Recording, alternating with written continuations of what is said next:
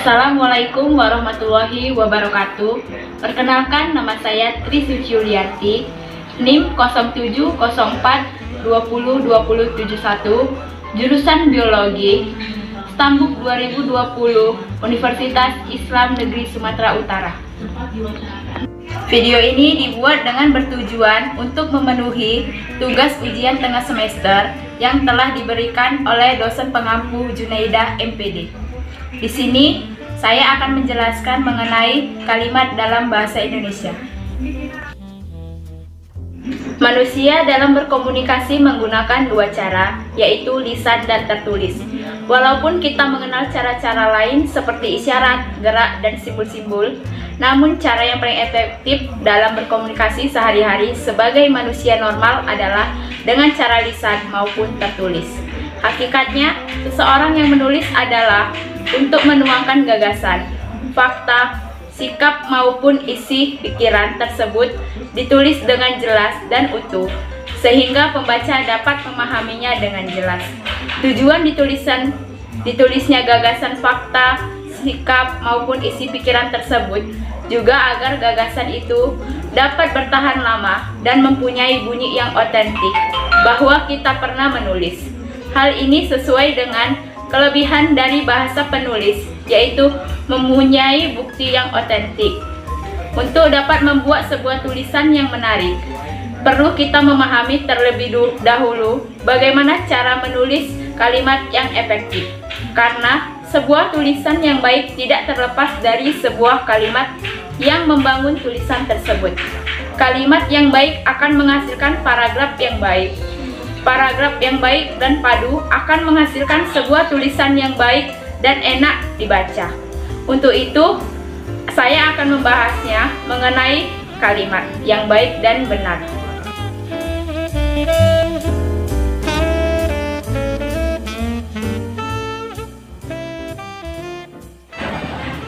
A. Pengertian kalimat dan unsur kalimat. Kalimat adalah satuan bahasa terkecil dan terlengkap maknanya. Walaupun satuan bahasa terkecil, kalimat mempunyai makna yang utuh karena dapat berdiri sendiri serta mempunyai pola intonasi akhir. Kalimat merupakan sebuah bentuk bahasa yang di dalamnya terdapat sebuah gagasan yang utuh. Kalimat yang benar dan jelas dipahami oleh orang lain sesuai dengan gagasan yang ingin disampaikan. Dalam menulis sebuah kalimat yang baik, mempunyai pokok pikiran yang jelas sehingga menghasilkan kalimat yang efektif. Menurut Keraf dalam Hikmat, kalimat merupakan suatu bentuk bahasa yang mencoba menyusun dan menuangkan gagasan-gagasan seorang secara terbuka untuk dikomunikasikan kepada orang lain. Sedangkan menurut Finoza dalam Hikmat, kalimat adalah bagian ujaran atau tertulis yang mempunyai struktur minimal subjek dan predikat dan intonasi finalnya menunjukkan bagian ujaran atau tulisan itu sudah lengkap dengan makna atau bernada berita, tanya, atau perintah. Kalimat dapat berwujud lisan dan maupun tulisan. Wujud lisan sebuah kalimat diakhiri dengan intonasi final, sedangkan dalam wujud tertulis, kalimat diawali oleh huruf kapital dan diakhiri oleh tanda titik, tanda tanya, dan tanda seru.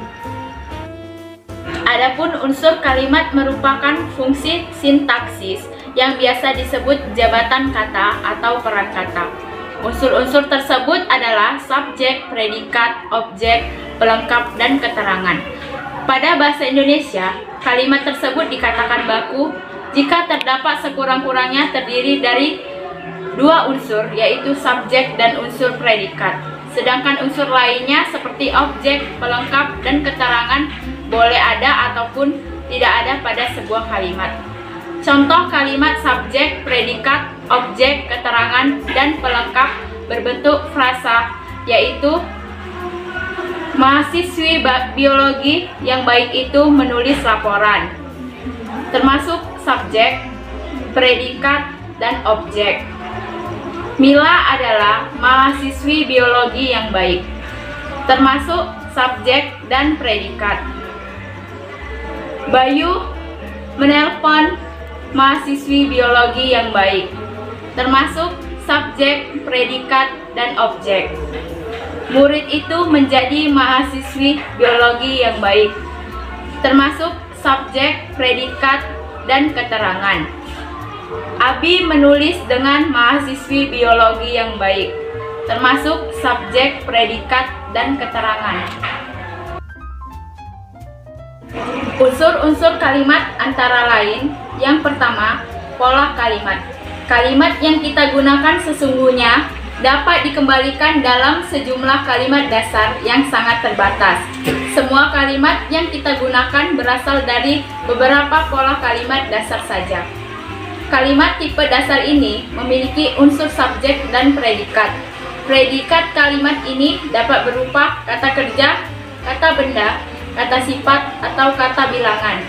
Contoh, mereka sedang berenang, termasuk ke dalam subjek dan predikat kata kerja. Ayahnya guru SMA, termasuk subjek dan predikat kata benda. Gambar itu bagus, termasuk subjek dan predikat kata sifat. Peserta penataran ini 40 orang, termasuk subjek dan predikat kata bilangan. Kedua, subjek. Subjek merupakan bagian kalimat yang menunjuk pelaku, tindakan, keadaan, masalah, atau segala sesuatu hal yang menjadi pokok suatu pembicaraan dan dapat diterangkan oleh predikat.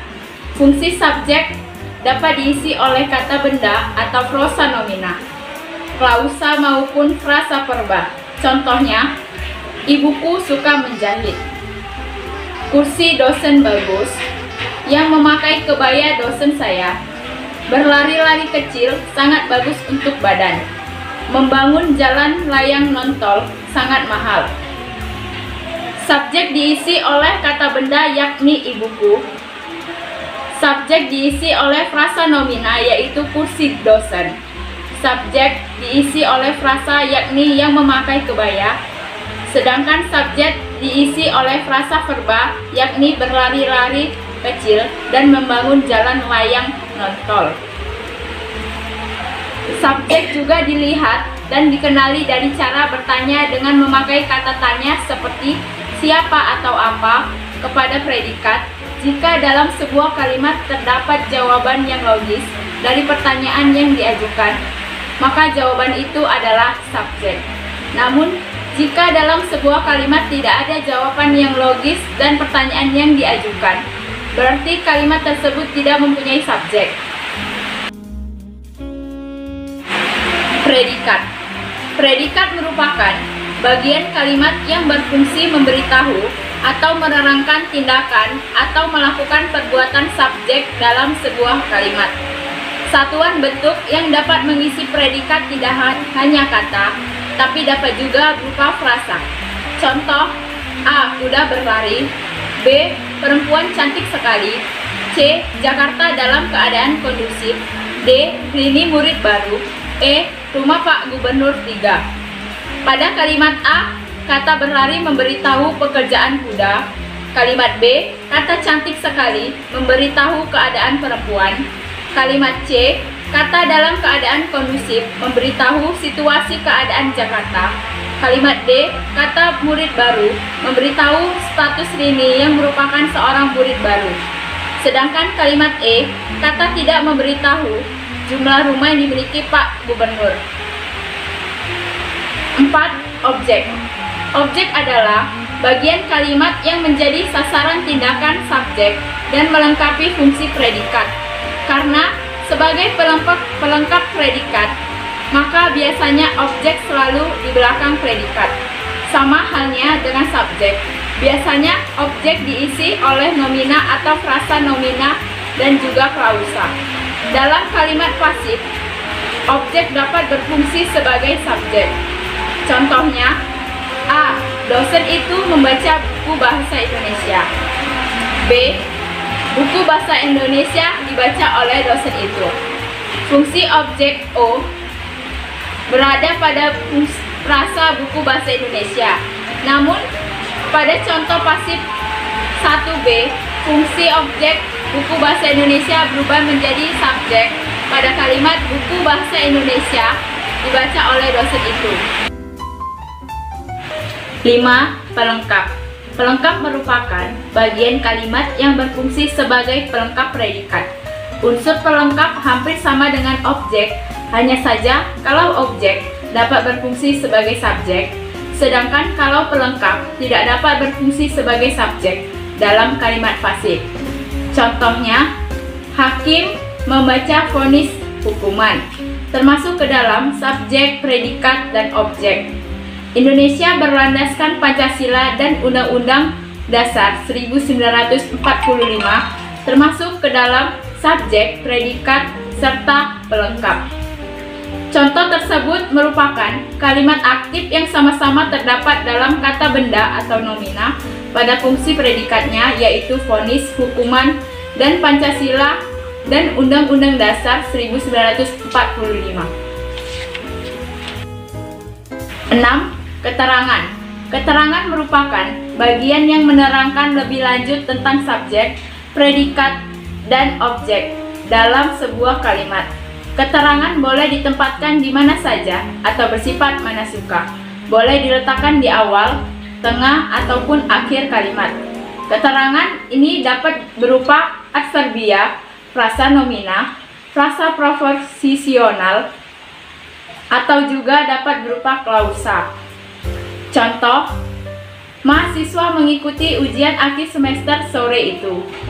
Mahasiswa sore itu mengikuti ujian akhir semester. Sore itu, mahasiswa mengikuti ujian akhir semester.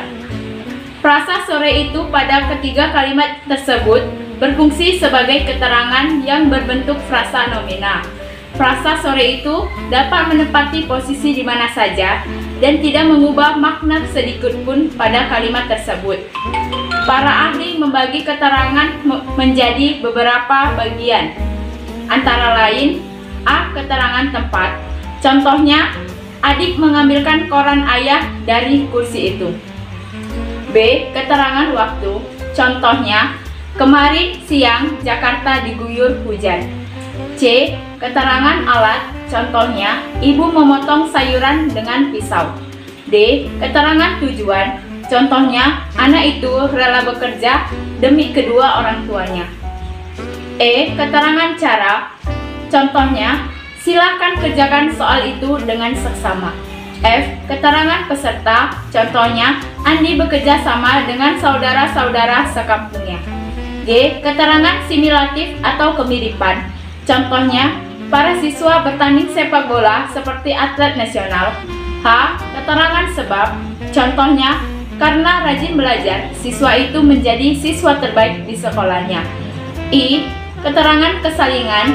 Contohnya, anak-anak harap saling berpegang tangan satu sama lain agar tidak ada yang tertinggal. B. Pola kalimat dasar. Berdasarkan fungsi dan peran gramatikalnya, ada 6 tipe kalimat yang dapat dijadikan model pada pola kalimat dasar bahasa Indonesia. Antara lain: 1. Kalimat dasar tipe subjek predikat. Dalam kalimat dasar bertipe subjek predikat, predikat biasanya diisi oleh verba transitif atau frasa verba. Akan tetapi, ada pula pengisi predikat berupa nomina, adjektif, frasa nomina, dan frasa adjektiva.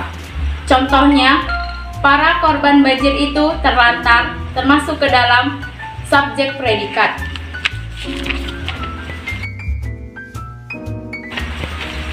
2. Kalimat dasar tipe subjek, predikat, dan objek. Biasanya pada kalimat dasar bertipe subjek, predikat, dan objek, predikatnya diisi oleh verba transitif yang memerlukan 2 unsur pendamping, yaitu unsur subjek dan unsur objek, untuk melengkapinya. Contohnya, KPK menangkap para koruptor. KPK termasuk subjek, menangkap termasuk predikat, dan para koruptor termasuk objek. 3. Kalimat dasar tipe subjek, predikat, dan pelengkap. Tipe kalimat ini sama seperti kalimat subjek, predikat, objek. Hanya saja, 2 pendamping unsur yang melengkapi predikat adalah subjek dan pelengkap. Contohnya, tanjidor merupakan alat kesenian asli Betawi. Tanjidor termasuk subjek, merupakan termasuk predikat. Alat kesenian asli Betawi termasuk ke dalam pelengkap.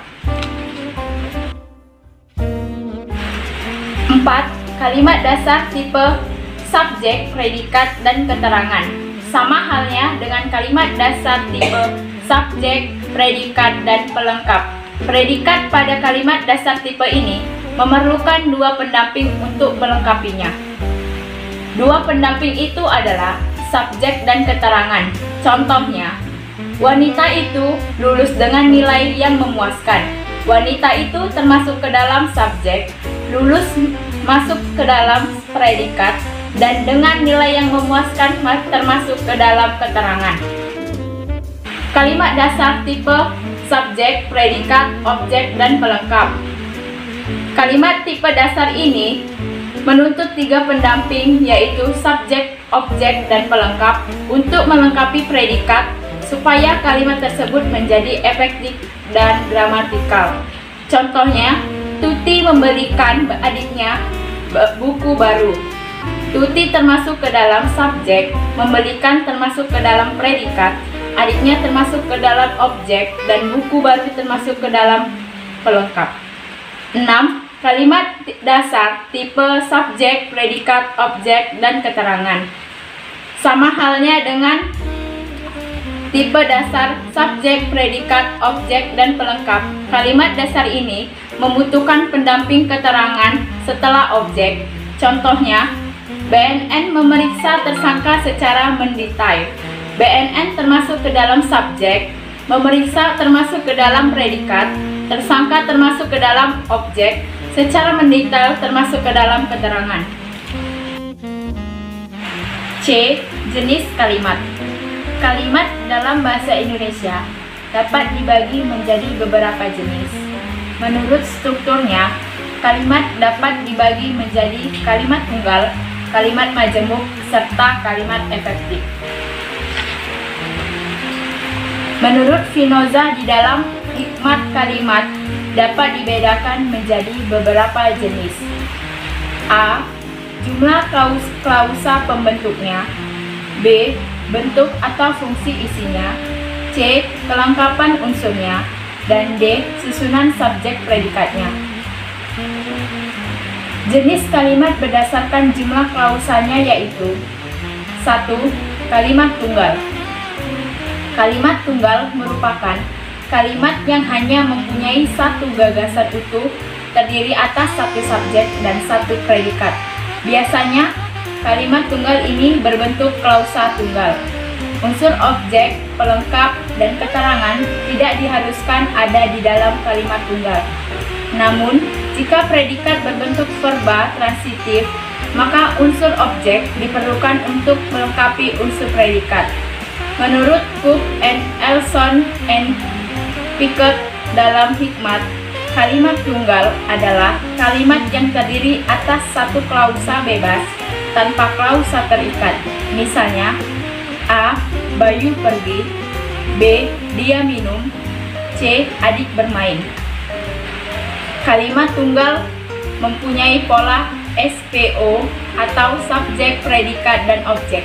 Contohnya, KPK dan pemerintah bersatu memberantas korupsi. Kalimat tunggal bisa berupa frasa ataupun klausa sebagai pengisi unsur subjek dan predikatnya.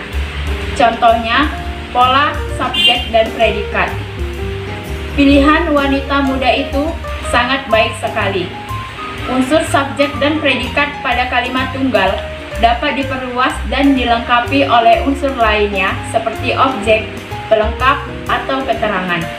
Jadi, kalimat tunggal bukan berarti kalimat pendek, tetapi juga bisa kita temukan kalimat tunggal yang panjang, hanya saja klausa atau gagasannya tetap satu. 2. Kalimat majemuk. Berbeda dengan kalimat tunggal yang hanya dibentuk oleh satu klausa. Kalimat majemuk merupakan kalimat yang dibentuk dengan gabungan dua atau lebih klausa. Kalimat majemuk terbagi menjadi dua, yaitu kalimat majemuk setara dan kalimat majemuk bertingkat. Menurut Spinoza dalam Hikmat, ciri-ciri dari kalimat majemuk setara adalah dibentuk dari dua atau lebih kalimat tunggal. Kedudukan kedua kalimat atau klausa tersebut sederajat.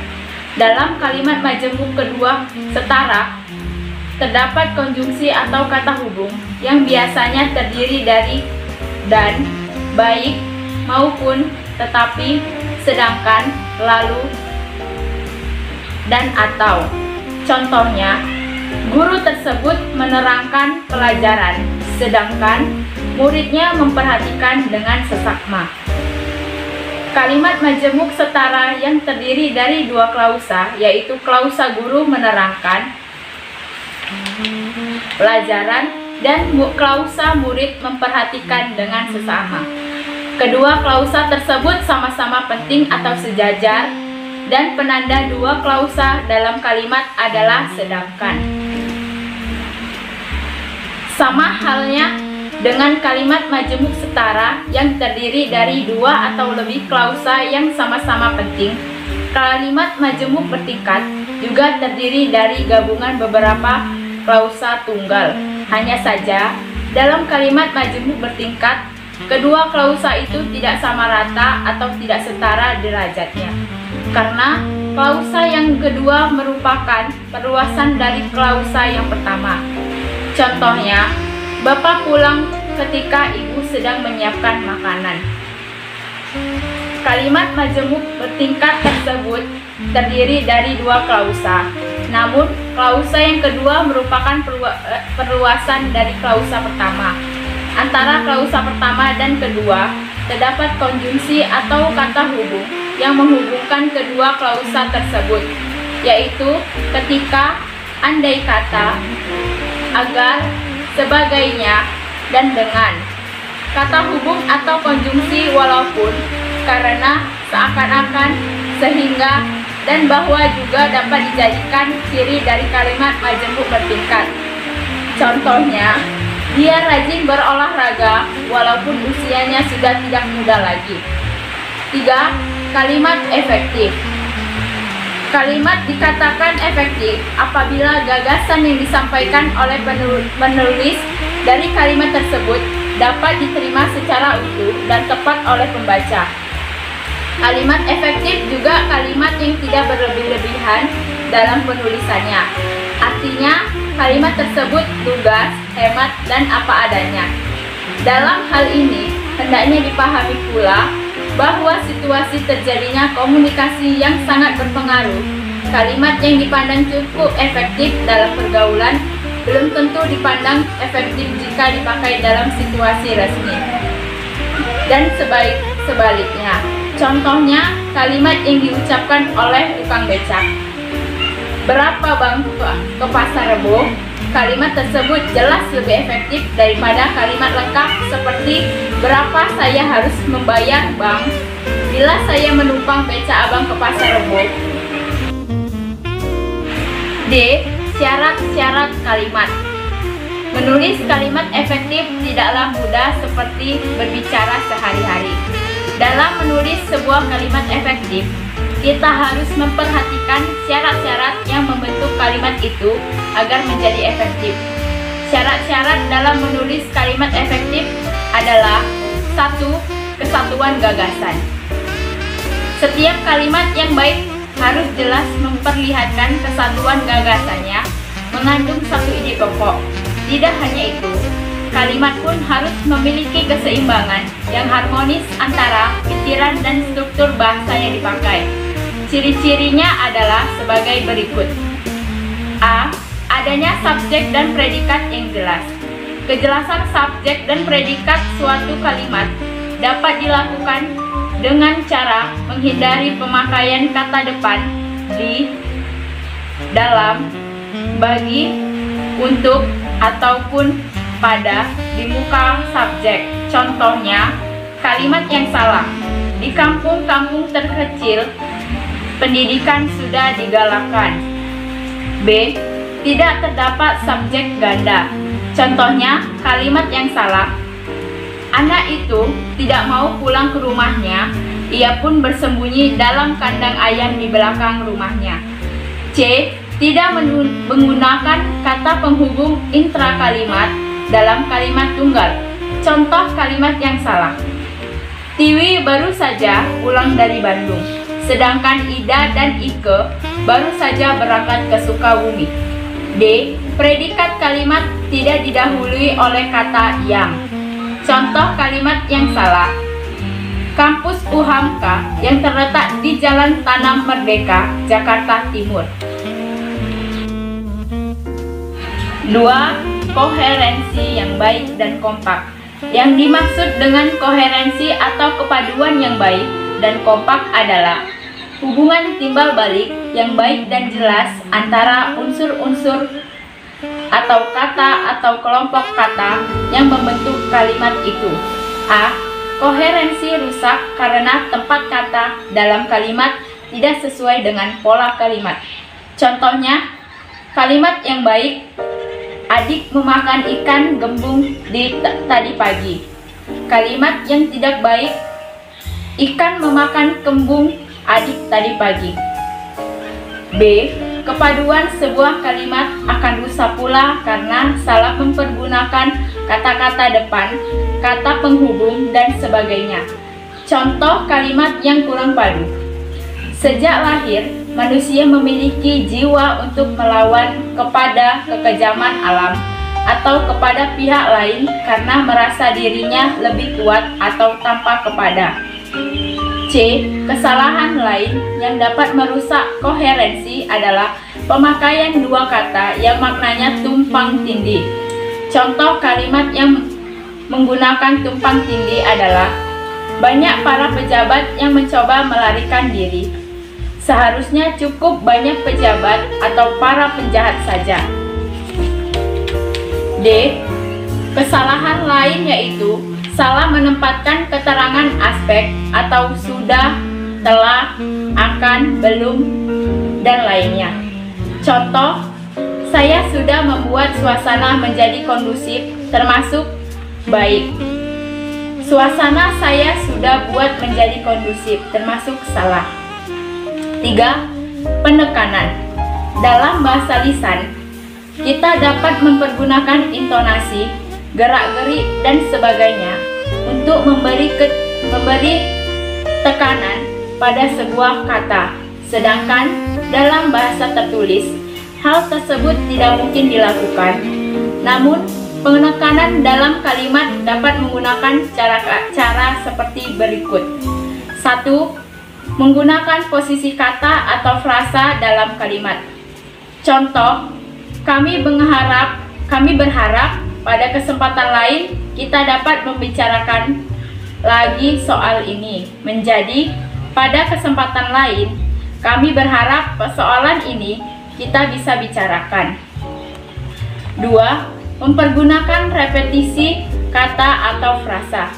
Repetisi adalah pengulangan sebuah kata yang dianggap penting dalam sebuah kalimat.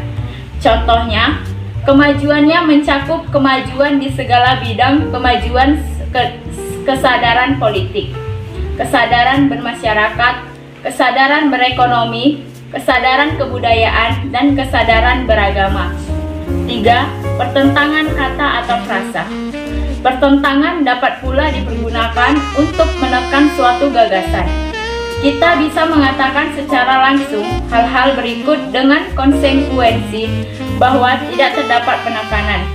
Contohnya, anak itu bukan rajin dan jujur, tetapi curang dan licik. 4. Partikel penekanan. Terdapat beberapa partikel yang berfungsi untuk menonjolkan sebuah kata atau ide dalam sebuah kalimat. Partikel-partikel yang dimaksud adalah lah, pun, kah, yang oleh kebanyakan tata bahasa disebut imbuhan. Contohnya, saudaralah yang bertanggung jawab dalam soal itu. Yang kedua, kami pun turut dalam kegiatan itu. 4. Variasi. Variasi merupakan suatu upaya yang bertolak belakang dengan repetisi. Jika repetisi lebih banyak menekankan kesamaan bentuk, maka variasi justru menghindarinya agar tidak terlalu monoton. A. Variasi sinonim kata. Contohnya, 1000 armada AS dikerahkan untuk menyerang pasukan Palestina. B. Variasi panjang pendeknya kalimat. Contohnya, sastra menjadi wadah untuk mencurahkan kegelisahan hati, kegelisahan tentang cinta, keprihatinan tentang tatanan hidup, kehancuran sistem politik, serta sebagai sarana media satir. Pada kalimat di atas tersandung 22 kata. C. Variasi penggunaan bentuk me dan di. Contohnya, pemerintah DKI Jakarta fokus untuk membangun rumah susun dengan cara mengoptimalkan sumber dana yang ada. D. Variasi dengan merubah posisi dalam kalimat. Contoh, guru dihadapkan mempunyai banyak wawasan tentang sastra agar si murid mendapat pelajaran tentang sastra yang mendalam dan menyeluruh. Diharapkannya seorang guru untuk mempunyai banyak wawasan tentang sastra agar si murid mendapat pelajaran tentang sastra yang mendalam dan menyeluruh. Wawasan tentang sastra yang luas diharapkan dipunyai oleh guru agar si murid mendapat pelajaran tentang sastra yang mendalam dan menyeluruh. Pelajaran tentang sastra yang mendalam dan menyeluruh kepada murid diharapkan bisa diberikan oleh guru dengan mempunyai banyak wawasan tentang sastra. 5. Paralelisme. Paralelisme menempatkan gagasan-gagasan yang sama penting dan sama fungsinya ke dalam suatu struktur atau konstruksi gramatikal yang sama. Paralelisme atau kesejajaran bentuk membantu memberikan kejelasan dalam unsur gramatikal dengan memperhatikan bagian-bagian sederajat dalam konstruksi yang sama. Contohnya yang baik, mereorganisasikan administrasi departemen-departemen, menghentikan pemborosan dan penyelewengan, serta memobilisir potensi-potensi nasional merupakan masalah-masalah pokok yang meminta perhatian pemerintah atau semua kata kerja. Contoh yang salah, reorganisasi administrasi departemen-departemen, menghentikan pemborosan dan penyelewengan, serta mobilisasi potensi-potensi nasional merupakan masalah-masalah pokok yang meminta perhatian pemerintah kita. 6. Penalaran atau logika. Yang dimaksud dengan jalan pikiran adalah suatu proses berpikir yang berusaha untuk menghubungkan fakta-fakta menuju kepada suatu kesimpulan yang masuk akal. Tulisan-tulisan yang jelas dan terarah merupakan perwujudan dari berpikir logis. Beberapa hal dasar tentang proses berpikir logis. A. Definisi atau batasan. Definisi atau batasan yang tepat merupakan kunci dari ciri berpikir yang logis dan dengan demikian juga menjadi ciri-ciri menulis yang logis. 1. Definisi berupa sinonim kata. Contohnya, pendidikan sama dengan pengajaran, kemerdekaan sama dengan kebebasan. 2. Definisi berdasarkan etimologi. Contohnya, referendum. Referendum berasal dari kata re dan vere yang membawa kembali. Referendum berarti sesuatu yang harus dibawa kembali, hal yang harus dijadikan kembali atau untuk dipertimbangkan, disetujui, dan sebagainya. 3. Definisi formal atau real, atau disebut juga definisi logis.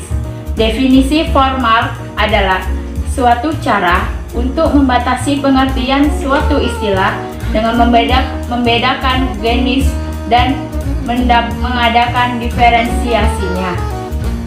Contohnya, pokok gergaji adalah semacam alat pemotong. Permadani adalah semacam alat penutup lantai.